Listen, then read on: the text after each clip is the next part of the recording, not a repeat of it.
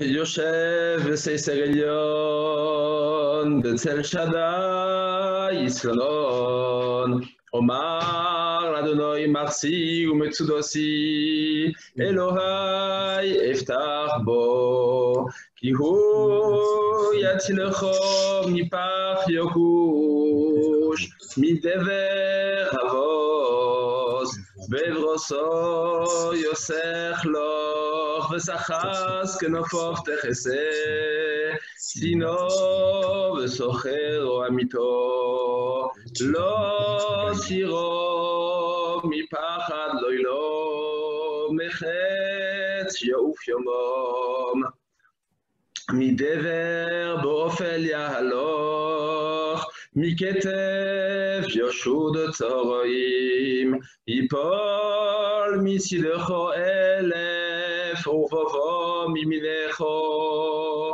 אלךו לא יגוש, רק בעיניךו סבית, ושילומס שועים תראה, כי עתו אדוני מחסי, עליון שמתו מעונךו, לא שאונה לכו רו, ונגע לא יכחב בהולכו, כי מלאכו יצא ולוך, לשמורכו בכל דרכךו, על כפיים ישאונךו, פן תיגוף בו אבן רגלךו, על שחל ופסן תדרוך, תרמוס כפיר וסנים, כבי חושק ופלטהו,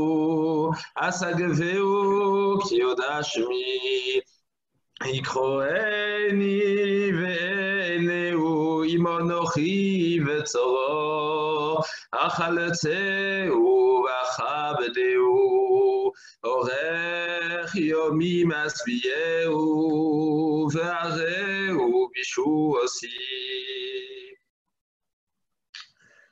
תהילים קכ"א 121, שיר למעלות, אשא עיני אל אלוהים, מאין יבוא עזרי, עזרי מעם אדוני, עושה שמים וארץ, אל ייתן למות רגלךו, אל ינום שומרכו, הנה לא ינום ולא יישון, שומר ישראל, אדוני שומרכו, אדוני צילךו, על יד ימינךו, יומם השמש לא יככו, ויורח בלילו, אדוני ישמורכו מכל רע, ישמור אס נפשךו, אדוני ישמור צאצאכו ובואכו, מהטוב ועד עולם. Passe au Télim קל"ד 130.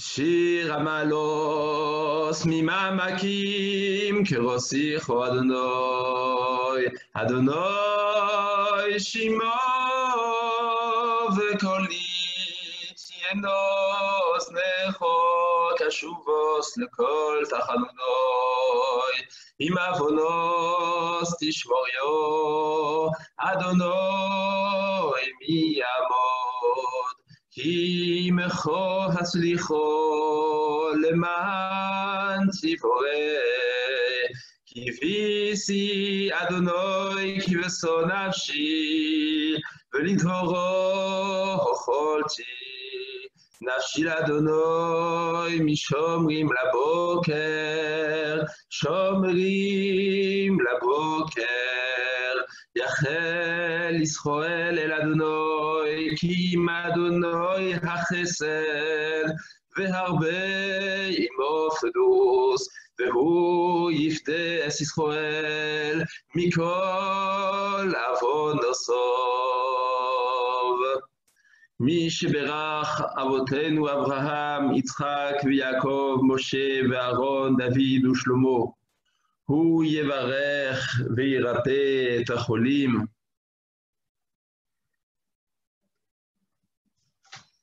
Tu vois pas? Tu vois pas? Attends, alors j'ai peut-être fait une erreur sur le partage, que moi c'est bon chez moi, ça compte. Attends, hop. Je recommence. Et là c'est bon? Non. Je sais pas ce qui se passe. 2 secondes.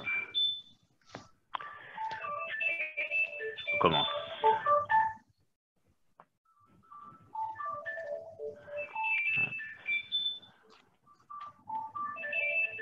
Et là? Ouais.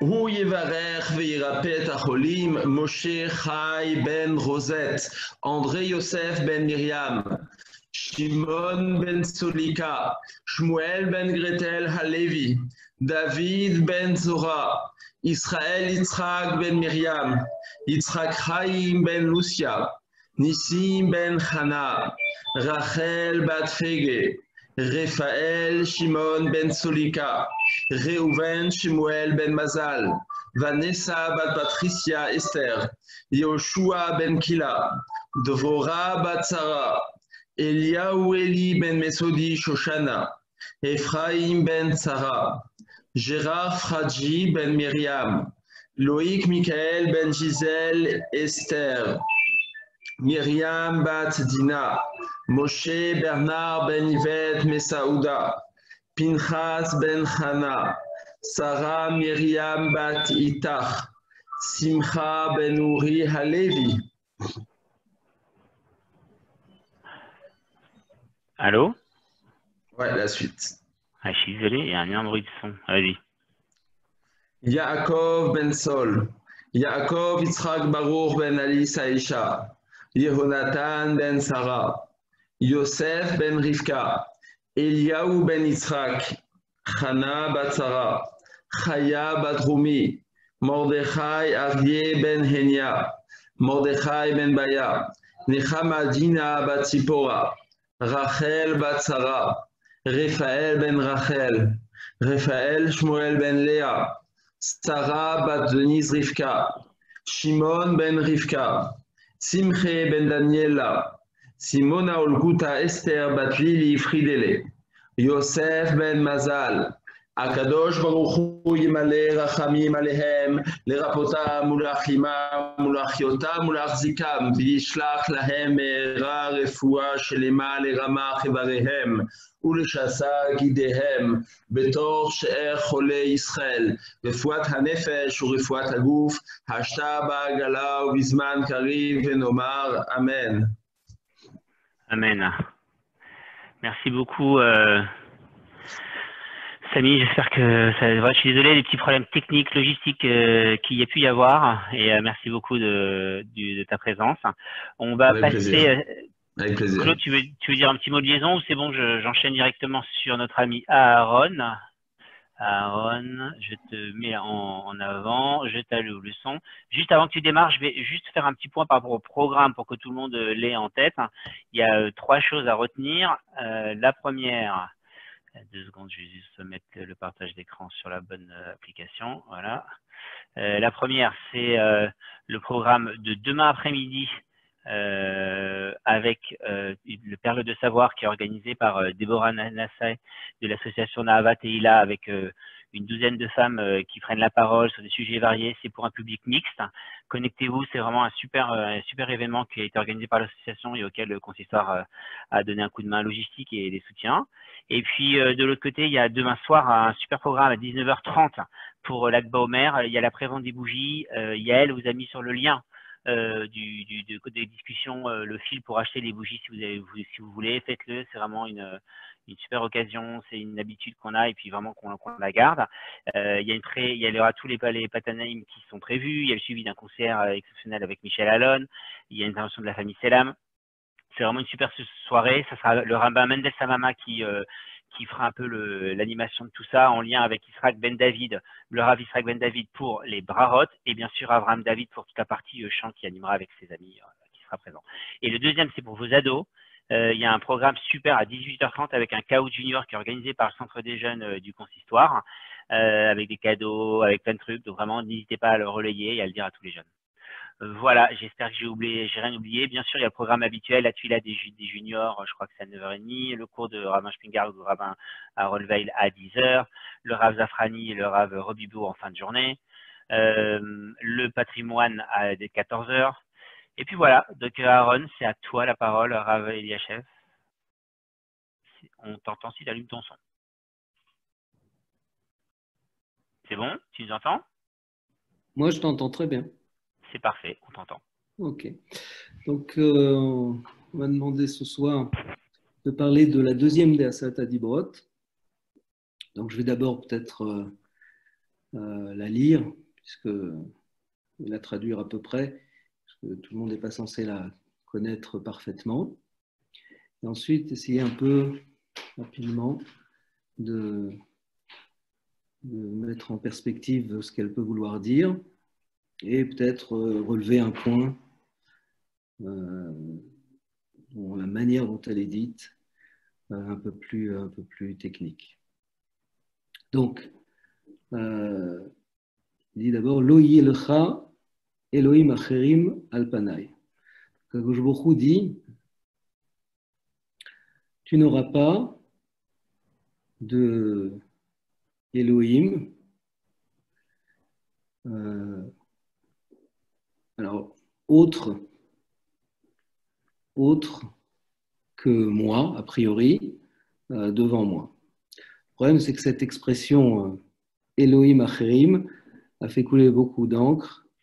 Il y a notamment une discussion entre Rashi et le Ramban très connu pour savoir comment il faut comprendre ici tu n'auras pas pour toi d'autres dieux devant moi. Donc on reviendra là-dessus après. Ensuite, il y a marqué Lotase lecha, tu ne feras pas pour toi faisselle, quelque chose qui est tu ne construiras pas une statue. Vechol tmuna, non plus une image, asher bashamaim imal, de choses qui sont dans le ciel. Asher baaret, c'est sur la terre. Vasher bamaim, ni dans l'eau, ni tachat laaretz, en dessous de la terre. Lo tishtachave lahem, tu ne te prosterneras pas à cela. Velo te avdem, et tu ne les serviras pas. Ki anochi Hashem Elokecha, parce que je suis Hashem, ton Dieu. Quel Kana, un Dieu vengeur, c'est-à-dire qui ne laisse pas faire ce genre d'activité. Poked Avon Avot, Albanim, qui intervient, qui se fait payer, qui se fait, se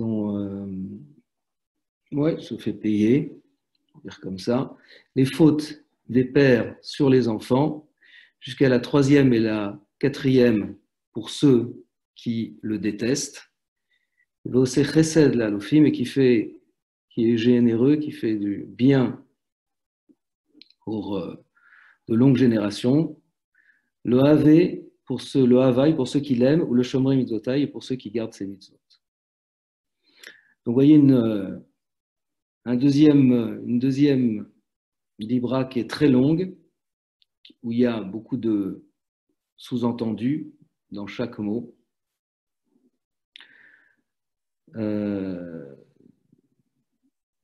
Donc je vais d'abord soulever trois petits problèmes en guise d'introduction et ensuite expliquer chaque verset et surtout peut-être essayer d'expliquer ce qui est le plus problématique dans ces versets, c'est qu'est-ce que viennent faire la notion des enfants dans cette histoire-là. Ça veut dire pourquoi on dit, parce qu'on n'est plus dans les halachot proprement dites de l'idolâtrie, on n'est plus dans les lois de l'idolâtrie, quand on dit qu'Akadosh Baruch Hu est quelqu'un qui se fait payer littéralement les fautes des pères sur les enfants jusqu'à la 3e, 4e génération, pour ceux qui le détestent, etc. Ça, on a l'impression qu'on sort un peu du cadre classique, disons, des lois de Avodah Zarah. Donc, pour mettre un peu les choses en perspective, il faut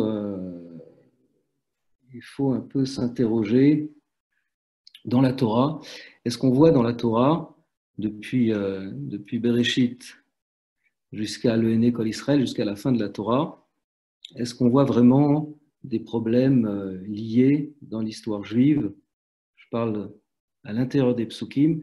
Est-ce qu'une fois, on parle d'une problématique liée à l'idolâtrie? Ça veut dire, est-ce qu'on nous présente, par exemple, Avraham Avinu, on nous raconte les exploits d'Avraham Avinu comme étant celui qui est l'homme providentiel qui a permis au monde de sortir de l'idolâtrie. En vérité, quand on regarde les épreuves d'Avraham, quand on regarde dans les psukim, je parle vraiment dans les versets sans faire intervenir les midrashim sur comment Avraham a détruit, par exemple, les idoles de son père. Si on ne fait pas intervenir ça, on voit vraiment très peu de fois Avraham. Et pour le peuple juif, Avraham, on sait, disons, de l'extérieur qu'il est le premier, on dit le premier à avoir reconnu Hachem, le premier monothéiste, c'est ça. Et nous, ce qu'on retient d'Avraham, c'est surtout on dit qu'Avraham, c'était le chesed d'Avraham, la générosité d'Avraham.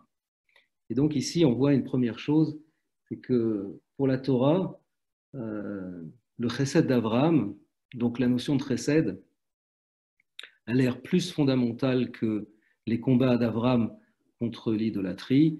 On peut même dire que c'est la notion de chesed elle-même qui est le combat contre l'idolâtrie. Ça, c'est une premier élément. Deuxième chose, quand on dit, comme on voit ici dans ce verset, on dit « L'ota'ase le chapesel », tu ne feras pas des éléments sculptés ni des images. On sait que et donc les gens pensent que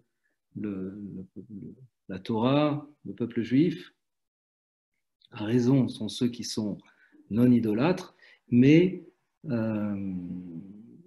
et ceux qui n'ont pas de représentation et ceux qui se battent d'ailleurs contre les représentations. En réalité, c'est complètement faux, puisque à l'intérieur même du Beth Amikdash, à l'intérieur même du Mishkan, on avait deux magnifiques anges qui se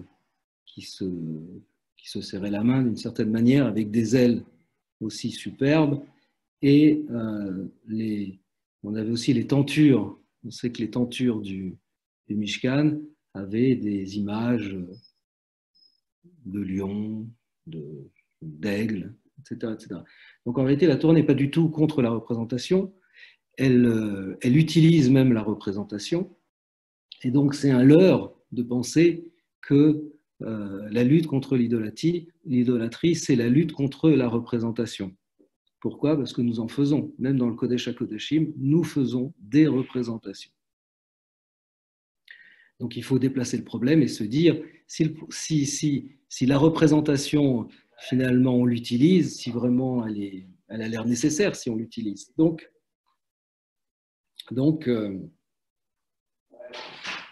qu'est-ce qui est interdit dans l'idolâtrie? Troisième élément, on sait que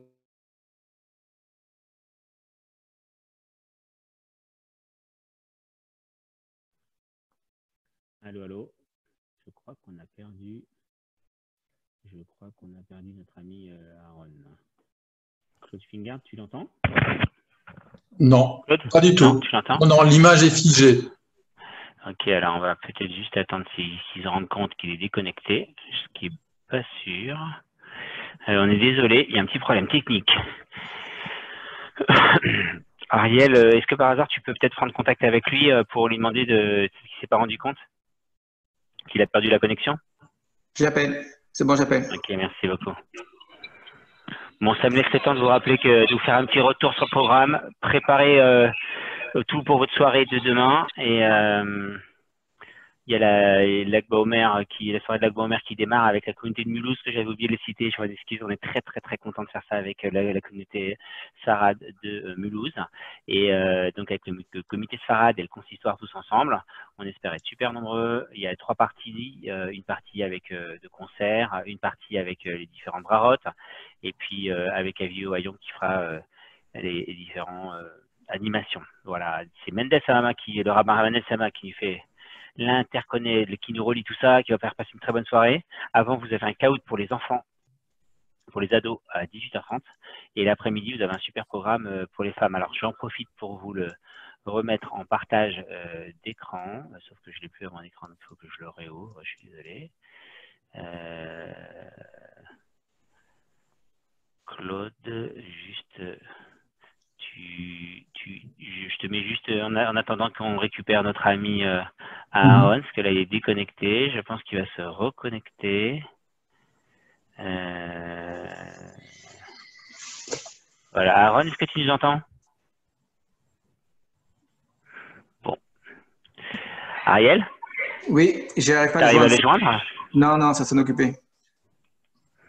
Je pense qu'il n'a pas dû faire attention, il doit être en train de continuer son cours, le pauvre. C'est possible. Ouais. Bon. Eh ben, on va demander au rabbin Cohen de nous faire une petite résumé et une projection du sujet. Non, je rigole, je rigole. Je vois pas comment faire, je vous dis franchement. Qu'est-ce qu'on fait, Claude? Il va s'en rendre compte. Tu crois? Oui. Ouais, bon, espérons. Alors, ce que je vous propose, en attendant qu'il se rende compte, je vais quand même essayer d'être sur le PowerPoint que je vous parlais, comme ça je peux vous partager avec vous. Voilà.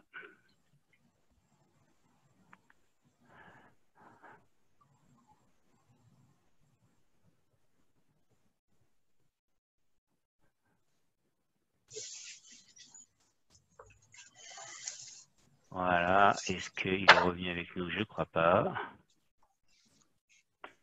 Ah, a quitté.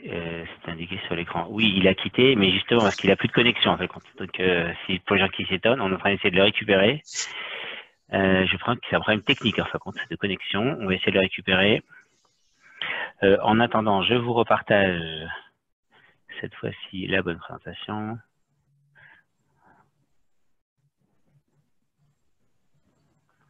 Voilà, je vous laisse prendre comme ça vous permet un peu de lire en détail le programme de demain. Je vous l'agrandis parce que je pense que c'est un tout petit peu petit. Voilà. Claude, est-ce qu'on voit bien? Disons que les perles du savoir sont des toutes petites perles, malheureusement. Alors, regarde ce qu'on va faire. Voilà. Je vais mettre un peu de côté l'Akba Omer et comme ça, vous allez pouvoir voir en détail le programme qui est proposé. Sachez que tout est déjà parti par newsletter en même temps qu'on vous parlait. Donc, vous avez tout dans la newsletter du consistoire avec le détail du programme. Voilà. Et il y a la rabbinite Merla qui interviendra à 15h15, hein, de ce qui vous connaissez tous à Strasbourg. Et bien sûr, notre amie Janine Elkoubi qui interviendra à 15h30. Voilà, c'est un programme assez varié avec des noms que peut-être vous ne connaissez pas et des gens que vous connaissez peut-être moins ou plus ou très bien. Et c'est Déborah Nava qui est tout en bas à 17h15 qui finira et qui est en fin de compte l'organisatrice. Voilà, est-ce qu'on a récupéré notre ami Aaron? Je sais pas. Ouais, c'est bon, je l'ai revu. Aaron, comment ça va? Est-ce que cette fois-ci ça marche? Alors, 2 secondes. Voilà. Hop. Salut Aaron, on t'avait perdu. Aaron, on t'avait perdu. Il y a un problème de connexion. C'est bon, voilà, on a cherché à faire nécessaire et puis on est content que tu sois côté retrouvé. Ouais. C'est parti. Excuse-nous, on est nouveau avec toi. Ok, je suis désolé.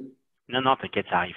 Donc, bien sûr, si vous voulez, si les gens veulent intervenir, poser des questions, ils peuvent même au milieu. Donc, juste pour préciser, en fin de compte, vous pouvez le faire par écrit sur le lien de conversation, parce qu'en verbal, vous avez les micros qui sont coupés, sinon ça fait trop de bruit, il y a un problème technique. D'accord. On est avec toi, Aaron. Donc, Donc le troisième problème, c'est que on sait, comme le Talmud nous le ramène, nous rapporte longuement, que si vous voulez, de présenter le peuple juif comme étant celui qui lutte contre l'idolâtrie, c'est à la fois vrai et à la fois un peu délicat parce qu'on a l'impression qu'on n'a plus l'idolâtrie comme on nous la raconte, comme on nous l'a raconté avant. Ça veut dire que l'idolâtrie a si on disait, comme pour prendre des images actuelles, c'est comme un virus. Dans quoi l'idolâtrie a muté? C'est-à-dire qu'est-ce qui est devenu l'idolâtrie? Par exemple, vous allez dans le Rambam dans Ilchot Avodah Zara, dit que maintenant quand la Torah interdit l'idolâtrie, c'est pas seulement celle dont on parle dans la Torah, mais ça veut dire les idoles, au sens faire une avoda pour une idole. Mais par exemple, il dit, la Torah, elle met en garde aussi, vous ne chercherez pas après vos cœurs et vos yeux. Kelomar, lo yimasher kol echad mikem achar da'ato aktsara. On ne doit pas suivre, chacun ne doit pas suivre ce qu'il pense. Veidabe chez marshavato maseget haemet, et penser que ce qu'il pense, c'est le emes, c'est la vérité. Voilà, ça fait partie des halachot, des lois d'Avodah Zara, de ne pas penser ce que je pense est la vérité. Ken amru chachamim, achai levavchem zominut, achai nechem zoznut, ça, mais le zo afal piché ou gorem le adam, etc. Donc, si vous voulez, il y a cette manière de penser le monde, par exemple, à travers, non plus à travers ce que dit la Torah, mais à travers ce que je pense moi, ça peut rentrer tout à fait dans les lois d'Avodah Zara. Et surtout, le pire, de penser que ce qu'on pense soi-même, c'est le émet, c'est la vérité. Ça, probablement, c'est ce qu'on appelle une forme de minute, une forme de, disons, de mutation de l'idolâtrie. Aaron, il y a une petite question de Alain Morali qui dit tu parles de 3 points. Quel est le premier point? Je pense qu'il a peut-être pas très bien entendu, ou même pour repréciser à tout le monde. C'est possible. Tu peux nous rappeler le premier point? Oui, le premier point, c'est un point un peu moins, si vous voulez, c'est qu'on voit dans toute l'histoire, dans le Chumash, si vous voulez, dans l'histoire juive, on ne lutte pas contre l'idolâtrie directement. Le vrai problème d'idolâtrie, il se pose, bien qu'en vérité, il s'est posé tout le temps, depuis Abraham, si le père d'Abraham était vendeur d'idoles, un commerçant, vendeur d'idoles, c'est que, voilà, quelque chose est lié à l'idolâtrie. Mais dans le Chumash lui-même, on n'en parle pas. Ou par exemple, quand Moshe Rabbeinu a dit on va vous sortir d'Égypte, pourquoi c'est des idolâtres, etc. Alors le Midrash dit, mais les Bnei Israël ont répondu, mais les idoles de l'Égypte, c'est nous qui les avons fabriquées. Donc tu veux nous sortir de nous-mêmes? Donc on voit que bien sûr toute l'histoire dans les Midrashim et dans les Gemarot sont liées à l'idolâtrie, mais quand on regarde le Chumash lui-même, il n'y a pas de lutte à proprement dite contre l'idolâtrie. C'est pour ça que j'expliquais le chesed d'Abraham, le premier monothéiste. Le monothéisme est lié à la question du chesed, la question de la générosité. C'est ça la lutte contre l'idolâtrie. C'est le chesed pour nous. Et donc il faut comprendre en quoi le chesed, ça je ne vais pas l'expliquer maintenant, en quoi le chesed, la générosité d'Abraham, c'est elle qui lutte contre l'idolâtrie. Quant à la lutte contre Amalek, je vois une question. On dit qu'à notre époque, ceux qui s'appellent Amalek, c'est les Juifs eux-mêmes. Dit le Gaon de Vilna, c'est les Balé Machloket Velashonara. C'est-à-dire que ça a muté à l'intérieur du peuple juif, et ceux qui sont à l'intérieur du peuple juif, ceux qui détruisent le peuple juif de l'intérieur, on dit, le Gaon dit, ça vient du Zohar, on dit c'est ça qu'on appelle Amalek à notre époque. C'est-à-dire toutes les choses, tous ces concepts ont muté. Et pourquoi l'idolâtrie se pose sérieusement? L'idolâtrie, la question de l'idolâtrie, elle se pose quand tu vas rentrer en Canaan. Alors là, ne cherche pas à faire comme les gens de Canaan qui étaient des idolâtres. Et là se pose noir sur blanc la question d'idolâtrie. Donc, si vous voulez, c'est ça le premier point. Deuxième point, c'est que nous, on fait plein d'images. D'accord? On fait plein d'images, puisque les Kruvim, c'est quand même des images. On est dans le Kodesh HaKodashim, l'endroit où il devrait y avoir le moins d'images, et nous, on fait des superbes images de 2 anges, enfin, tout ce qui est interdit, quoi. Tout ce qui est interdit là, tout ce qu'on vient de dire qui est interdit, de se prosterner, faire des images de ce qu'il y a dans le ciel, etc. Nous, on le fait, des aigles, etc.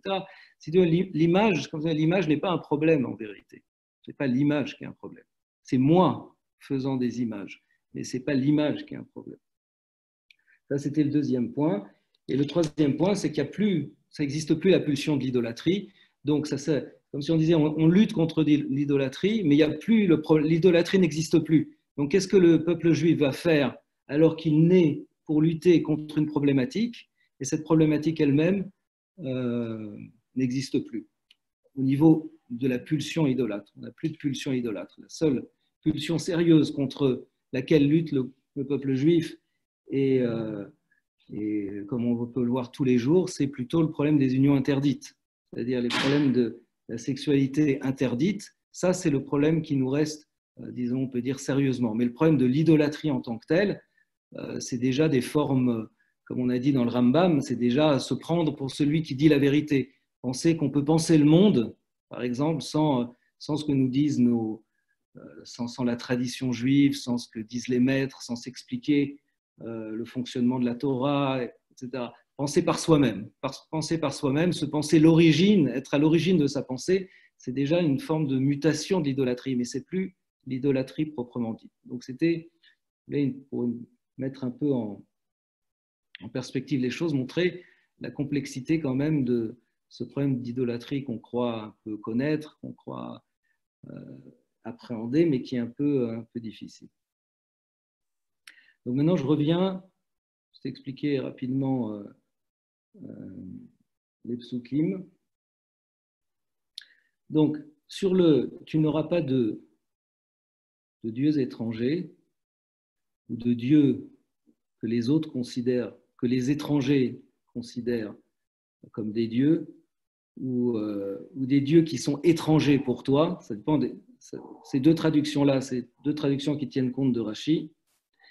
Là-dessus, Rashi explique quel est cet interdit exactement. De quoi on parle dans cet interdit? De lo yelecha, tu n'auras pas. Tu n'auras pas de Elohim Acherim. Alors Rashi dit quelque chose de surprenant. Il dit qu'un peu plus loin, donc le passouk d'après, il y a marqué « tu ne feras pas pour toi », tu ne feras pas. On a dit « tu ne feras pas », donc si lo yelecha ne signifie pas « tu ne feras pas », que signifie lo yelecha? Rashi dit que on parle d'une idole qui a déjà été faite.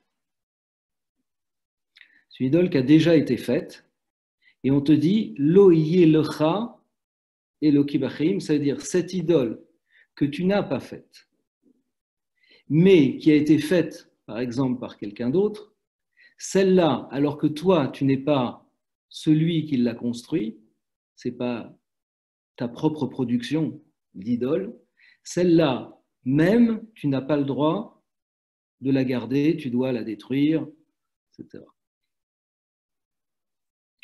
Donc, il serait très étonnant, mais il faut comprendre, c'est la question que pose Nachmanide, le Ramban, il serait très étonnant que le premier interdit dans les Aseret Adibrot, dans les 10 commandements, sur l'idolâtrie, ne soit pas un interdit qui soit un interdit fort, un interdit chamour, un interdit où on est chayav mita, où on est passible de mort, mais un interdit léger d'idolâtrie. C'est quoi l'interdit léger? C'est que si tu as chez toi une idole que les gens t'ont fait, c'est même pas toi qui l'as fait, alors ne la garde pas. Ce serait le premier interdit. Et cet interdit-là, le Ramban n'est pas du tout d'accord que lo yelecha, tu n'auras pas d'idole, parle de ça. Pour le Ramban, de quoi parle lo yelecha? C'est que tu ne dois pas avoir tu ne dois pas considérer qu'il y a d'autres forces, tu ne dois pas prendre sur toi, nommer sur toi un autre Elohim, une autre force que celle de Akadosh Baruch Hu, ce qu'on appelle Hachem Elohim. Et donc ça, c'est un interdit très grave, et c'est un interdit qui est passible de mort. Et donc le Rambam rétablit quelque chose en disant, là, le premier interdit qui concerne l'idolâtrie est un interdit fondamental, tandis que pour Rashi, le premier interdit du Lo Yeh Lecha est un interdit important, certes, mais qui n'est pas aussi fondamental que quelque chose sur lequel on est passible de la peine de mort. Et donc, d'après Rashi, on peut se poser la question, pourquoi la Torah, effectivement, commence par me parler d'un interdit léger d'idolâtrie. Au lieu de commencer par me dire « tu ne feras pas ça, tu ne te prosterneras pas », tatati, tatata, enfin des choses importantes. Pourquoi la Torah commence par me parler de quelque chose d'assez anodin, qui est « tu ne conserveras pas chez toi, tu ne garderas pas chez toi quelque chose que les autres auront fait, que toi-même tu n'as pas fait ».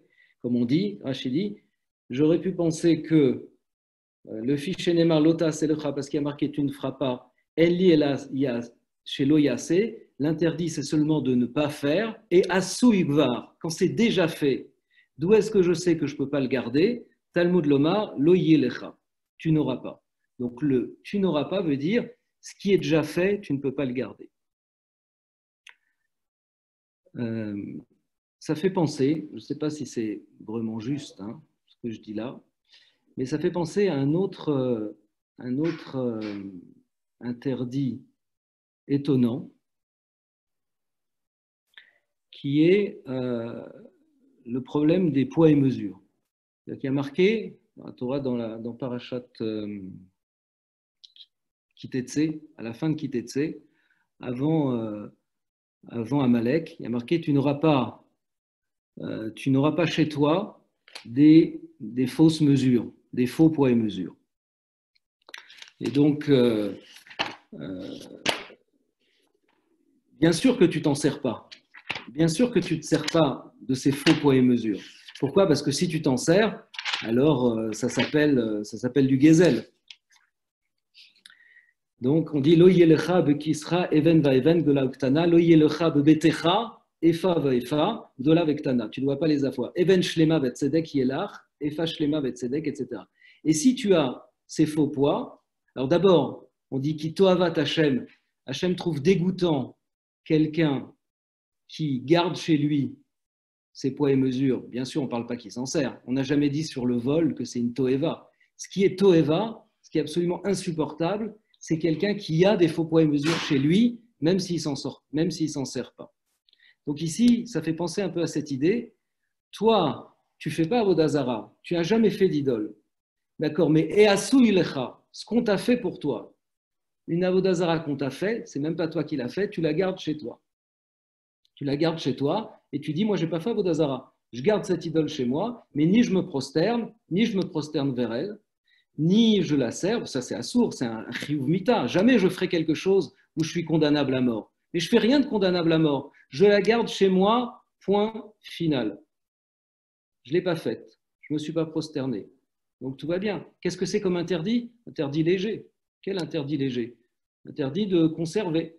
Mais est-ce que je suis chayav mita? Est-ce que je suis condamnable à mort pour ça? Pas du tout. Tu n'es pas condamnable à mort pour ça.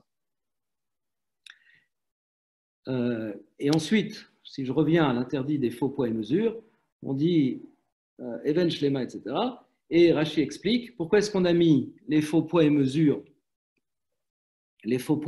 avant Amalek? Parce que celui qui a des faux poids et mesures, automatiquement, c'est ça qui fait venir Amalek. D'accord? Ce n'est pas le voleur. Ce n'est pas celui qui utilise les faux poids et mesures qui fait venir Amalek. C'est celui qui a chez lui des faux poids et mesures qui fait venir Amalek. Et donc, j'ai l'impression que ça ressemble un peu, c'est-à-dire qu'on parle, pourquoi c'est si chamour? C'est que, si vous voulez, il y a une manière de faire les choses où je fais de l'idolâtrie sans faire de l'idolâtrie. Je fais du vol sans faire du vol. Pourquoi? Parce que quel est le problème des poids et mesures? Pourquoi c'est tellement interdit de garder les poids? Pourquoi il y a Yavo Amalek quand je parle des... On a l'impression que celui qui a des faux poids et mesures, c'est quelqu'un qui se dit « Moi, je ne suis pas voleur, mais j'ai chez moi de quoi m'en sortir si jamais un jour j'ai besoin de les utiliser. » D'accord? Si jamais ça va mal, alors je sais où aller. Comme quelqu'un, il a son appartement en Israël, il dit ah bah, si jamais ça va mal en France, allez, je me tire en Israël. Donc, j'ai une porte de sortie. Si jamais j'ai des problèmes d'argent, ah, mais j'ai mes faux poids de... mais ils sont au grenier, mes faux poids et mesures, mais je ne vais pas les utiliser. Mais si jamais un jour j'en ai besoin, alors je les utilise. On a l'impression que c'est un peu la même chose. Cette personne-là, elle ne fait pas Vodazara, mais elle garde sa petite idole à la maison. Elle garde sa petite idole à la maison. Bien sûr, elle ne le fait pas. Mais si jamais un jour il y a un problème, si jamais un jour j'en ai besoin, elle est là, elle m'attend et je pourrai toujours éventuellement l'utiliser. Ça, apparemment, c'est une pensée qui est l'essence même de l'idolâtrie. L'essence même de l'idolâtrie. C'est même pas Chayav Mita. Pourquoi? Parce que Chayav Mita, c'est des gestes, faire, je fais comme ça, je fais comme ci, etc. Mais il y a pire que faire. Il y a quelque chose qui, même s'il ne se met pas en acte, c'est-à-dire même s'il n'est pas Chayav Mita, parce que le Beddin ne peut pas condamner sur quelqu'un qui pense tordu, il ne peut condamner que sur quelqu'un qui fait des choses tordues. Mais on sait que dans la Vodazara, il y a ce particularisme de l'idolâtrie, c'est qu'Akadosh Baruch Hu pense que la pensée a valeur d'acte. Bien sûr que la pensée n'a pas valeur d'acte pour condamner la personne à mort, mais la pensée a valeur d'acte. Et donc ici, le premier interdit, d'après Rashi, ce serait un interdit non pas sur l'acte de l'idolâtrie, mais sur quelque chose qui est le fait de garder l'idolâtrie, de ne rien faire, de ne pas se prosterner, il ne fait aucun geste, mais juste il l'a. C'est quoi juste il l'a? C'est la pensée idolâtre. Donc on pourrait expliquer ça, on pourrait expliquer ce qui est cette anomalie pour le Ramban, et qui est vrai, qui est du point de vue strictement juridique, est une anomalie de mettre un interdit léger avant un interdit fondamental sur l'idolâtrie, mais peut-être qu'on peut l'expliquer dans un certain contexte. Ça, c'est un premier point. Aaron, je me permets juste de t'interrompre, mais juste de faire attention à l'heure, parce qu'il est 18h46 et qu'on doit avoir fini dans maximum 5-10 minutes. Dans 5 minutes, ça sera fini. Okay, je sais, mais c'est juste pour te prévenir par correctitude, quoi. Non, d'abord, merci. Par contre, c'est vraiment passionnant, quoi, vraiment, et c'est entre autres cette question de la pensée à valeur d'acte. Merci beaucoup de me prévenir, et je dois t'avouer que, même si ça ne se voit pas,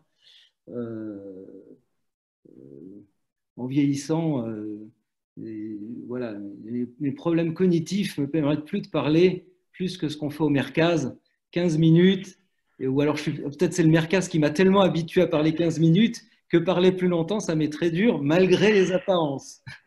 C'est très, vraiment. Et merci aussi toi d'avoir fait je sais que c'est pas facile pour toi d'être comme ça sur un Zoom et tout, c'était une approche un peu différente. Et merci d'avoir joué le jeu. On en est très très reconnaissant et on apprécie beaucoup. Donc 5 minutes, ça me va très bien. En plus, je dois avouer quelque chose. Vous avouez que je déteste parler quand je connais des gens à qui je parle. C'est pour moi une souffrance terrible. Mais bon, passons. Tu sais qu'il faut que tu mettes l'écran devant toi parce que tu aurais devant toi plus de 120 personnes. Ah oui, je n'ai même pas remarqué, mais pour moi, c'est terrible, je dois vous avouer. Voilà, parce que chacun est tellement différent et on ne peut pas dire la même chose à chacun. Et donc, voilà, pour moi, c'est très compliqué. Donc, continuons. Ensuite, on dit l'ota c'est le chapesel, etc. Ça, je dois vous avouer que je n'ai pas très bien compris. Enfin, je comprends ce que ça veut dire halachiquement, etc. Il y a plein de choses un peu compliquées. Mais voilà, moi, ce qui m'a intéressé, c'est pourquoi on fait intervenir ces histoires d'enfants incompréhensibles dans cette histoire-là. C'est-à-dire que je vous dis dire, voilà, premièrement, tu n'auras pas de dieux étrangers, que les autres considèrent comme étrangers. Bon, ok. Tu ne feras pas de Pessel, tu ne feras pas de statue, Tu ne feras pas d'image, je comprends très bien. Tu ne te prosterneras pas, je comprends très bien. Mais qu'est-ce qu'on fait rentrer maintenant? Parce que je suis Hachem Elokecha, un Dieu, comme on dit, jaloux, vengeur, etc., qui se fait payer la faute des pères sur leurs enfants jusqu'à la troisième, quatrième, pour ceux qui le détestent, et qui fait du chesed et qui est généreux pour 2000 générations, pour ceux qui l'aiment, etc. Ça, je ne comprends pas du tout. Je ne vois pas du tout ce que ça apporte. Je ne vois pas ce que ça apporte à l'interdit d'Avodah Zarah que de parler de ce qui va se passer pour les enfants. Et en plus, on ne comprend rien à cette histoire d'enfants. Pourquoi? Parce que on dit la fameuse histoire de l'Agmara Brachot, c'est qu'on a cru que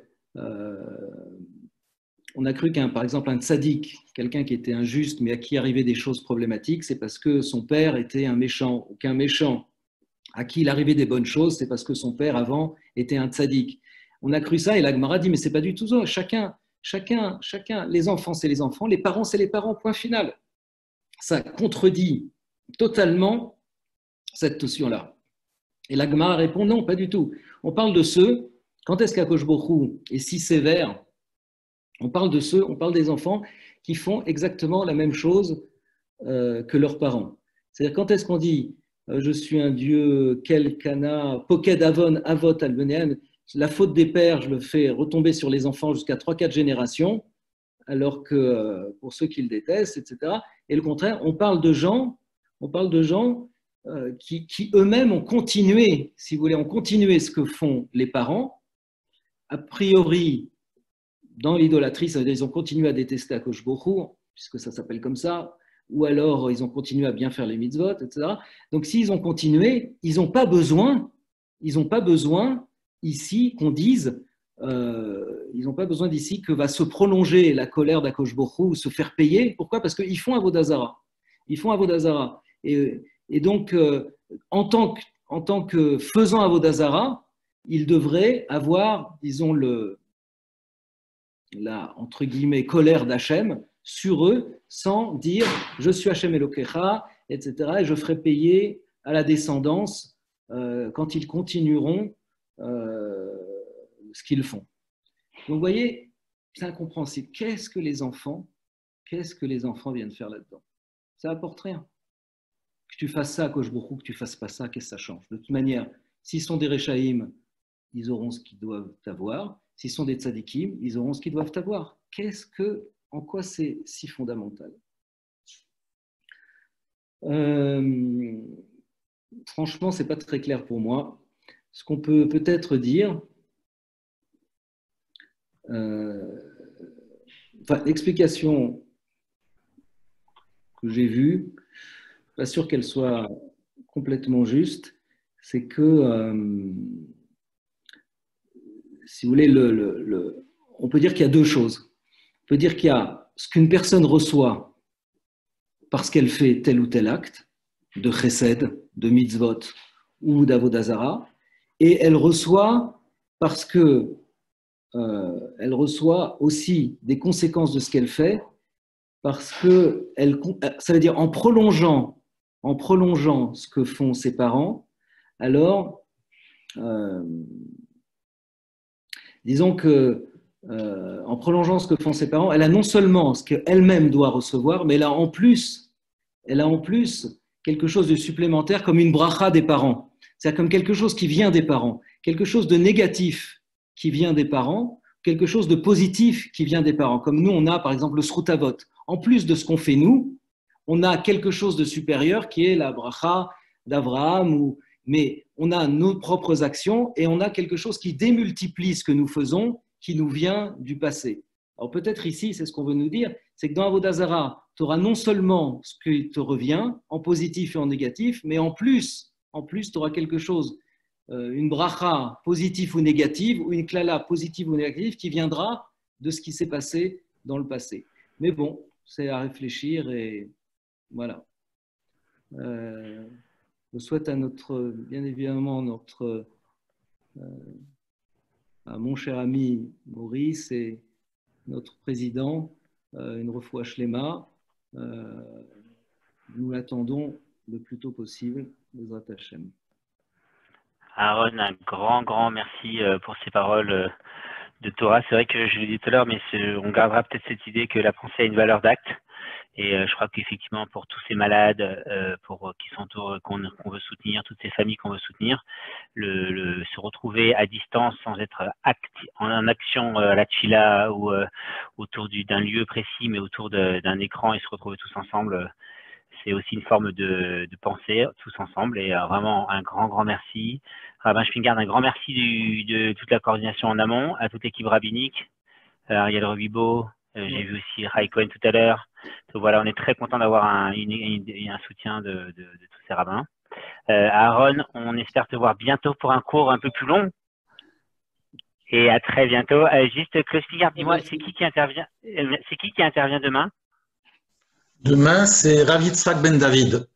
Ah ben voilà. Les Teilim à 18h et Rav Yitzhak Ben David, qui justement a animé pendant tant et tant d'années à l'esplanade la Iloula, eh bien, c'est lui qui interviendra et qui ne parlera pas sur un dibour, mais qui parlera sur l'Akba Omer.